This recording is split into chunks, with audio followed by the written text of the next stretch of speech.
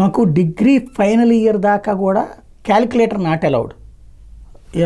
కామర్స్లో అకౌంట్స్ చేసేటప్పుడు ఒక 50-60 కూడికలు ఇచ్చిన చక మనం చేయాల్సిందే తప్పించి, లెక్కలేసుకోవాల్సిందే తప్పించి దాన్ని క్యాలిక్యులేటర్ అలౌ చేసేవాళ్ళు కాదు. ఎందుకంటే నీ బుర్రని వాడాలి అక్కడ, ఆ బుర్ర కాదు అని చెప్పేవాళ్ళు. అట్లాగే చేసాం. ఫైనల్ ఇయర్లో ఒక్క స్టాటిస్టిక్స్ కోసం మాత్రమే క్యాలిక్యులేటర్ అలౌ చేశారు. ఇప్పుడు ప్రతిదానికి క్యాలిక్యులేటర్ అలౌ చేసేస్తున్నారు.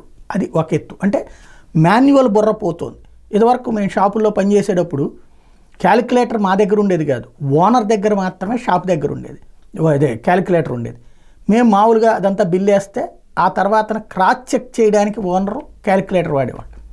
ఎందుకంటే ఆయన 25 బిల్లులు చెక్ చేయాలి కాబట్టి, ఇక్కడ మేము తలకు ఒక్కొక్క 5 బిల్లులో 10 బిల్లు వేస్తాం కాబట్టి, అంటే ఆ విధమైనటువంటి కాన్సెప్ట్ ఉండేది. అట్లాగే అంటే మాన్యువల్ అన్నటువంటిది ఆ రోజుల్లో ఉండేది. ఇప్పుడు ఉన్నటువంటి వాళ్ళకి మాన్యువల్ అలవాటు ఎంతవరకు ఉందంటే, ఇవాళ నేను షాపుల్లో చూస్తుంటే ఏదైనా సరుకులు కొనుక్కోవడానికి వెళ్తే నా చిల్లర కొట్లో 4 సరుకులు కొన్నా సరే క్యాలిక్యులేటర్ మీదనే వేస్తున్నారు వాళ్ళు. క్యాలిక్యులేటర్ లేకపోతే అకస్మాత్తుగా మర్చిపోతారు అనుకుంటా మొత్తం. ఇప్పుడు నిన్న మైక్రోసాఫ్ట్ ఉదంతం చూస్తే అదే కనబడుతుంది. అయితే ఒక అదృష్టం, నిన్న మన విమానాశ్రయాల్లో మనకి తెలుసు కదా, అంతా కంప్యూటర్ మీదనే నడుస్తుంటుంది.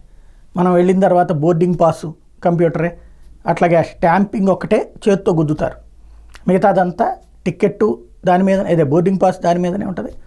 మనం ఇది తీసుకెళ్ళేది కూడా, నెట్లో తీసుకెళ్ళేది కూడా దాంట్లోనే ఉంటుంది, రాసియరు కదా. ఆ తర్వాత బోర్డింగ్ పాస్ దాని మీద ప్రింట్ చేసి ఇస్తారు, అది తీసుకుని వెళ్తాం. నిన్న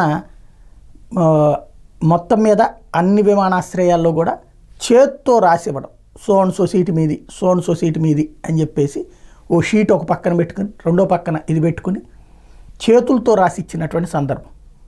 అంటే వాళ్ళ జీవితంలో తొలిసారి చేతితో పని చేశారు. రోజు చేతితోనే చేస్తారు, బట్ రాయడం అన్నటువంటిది చేసినటువంటి రోజు. కాబట్టి ఇప్పుడు ఇది తప్ప రైటా అన్నది పక్కన పెడదాం, చేతులతో పని చేసాం.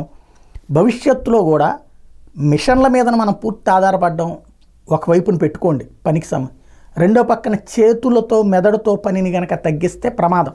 ఎందుకంటే శాశ్వతంగా యాంత్రికీకరణ అన్నటువంటిది ప్రమాదకరం అన్నటువంటి విషయం అర్థమవుతుంది.